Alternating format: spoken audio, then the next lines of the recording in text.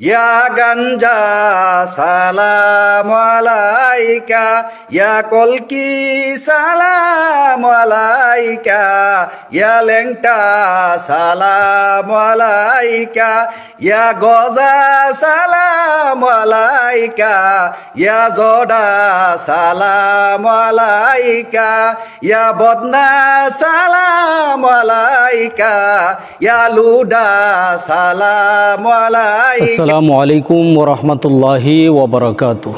বিসমিল্লাহির রহমানির রহিম। সম্মানিত দর্শক, আশা করছি সকলেই ভালো আছেন। দর্শক শ্রোতা, আপনারা প্রথম অংশে একটি ভিডিও লক্ষ্য করেছেন। এই যে একটা মুসলমান নামক খবিসের বাচ্চা নাস্তিক এই যে সুরটা দিছে সেটা হলো আল্লাহর হাবিবের পবিত্র কিয়াম শরীফের সুর। কিন্তু সে কি বলল শুনতে পেরেছেন আপনারা? এই যে সালাম দিল, কাদেরকে সালাম দিল? যখন আমরা দাঁড়িয়ে কিয়াম করি তখন কি আমরা গাঞ্জা সালাম আলাইকা বলি? আমরা কি এই কলকি সালাম আলাইকা বলি? আর বিভিন্ন রকমের বাবার নাম উচ্চারণ করলো, এগুলি কি আমরা বলি? আমরা দাঁড়িয়ে যখন কিয়াম করি তখন আল্লাহর হাবিব রাহমাতুল্লিল আলামিনকে আমরা সালাম দিই, ইয়া নবী সালাম আলাইকা। সেই পবিত্র সালামটাকে একটা মুসলমানের বাচ্চা হয়ে, একটা মুসলমান সে আরও বিভিন্ন রকমের কথাবার্তা সে অনলাইনে ছড়িয়েছে, সেগুলি নাই বললাম। সে যে আল্লাহর হাবিবের পবিত্র কিয়াম শরীফের সুরটাকে নকল করে বিভিন্ন বাবার নাম উল্লেখ করে দিল, গাঞ্জার নাম উল্লেখ করে দিল। এগুলি সে কি করছে? মানুষের তো দেখতেছে, সবাই কি তাকে মারহাবা বলছে? আর যারা মারহাবা বলতেছে তারা কি ভালো মানুষ? এই ভিডিওটা দেখার পরে যারা রায় দিতেছে তাকে, যারা সাপোর্ট করতেছে তারাও জাহান্নামী হচ্ছে। এবং সে যে ভিডিওটা ছাড়তেছে সে কি করতেছে, কোন পথে যাচ্ছে সে নিজেও জানে না।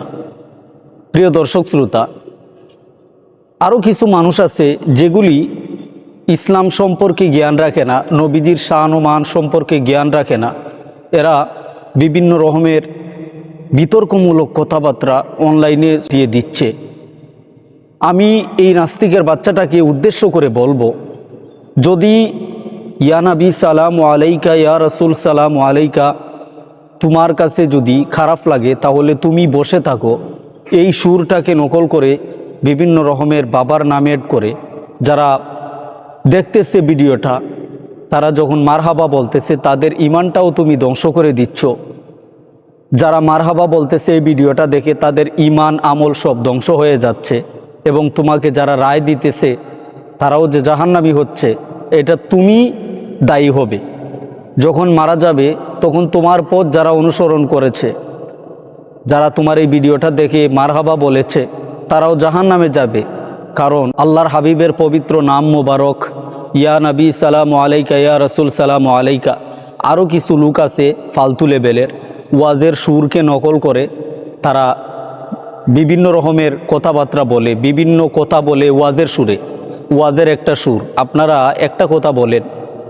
পবিত্র কালামুল্লাহ শরীফ, কোরআন শরীফের সুরটাকে যদি নকল করে অন্য কথা বলি, আমি আল্লাহর কালাম পবিত্র কালামুল্লাহ শরীফের সুরটাকে নকল করে বিভিন্ন কথা অ্যাড করে দিলাম, এটা কি শোভা পায়?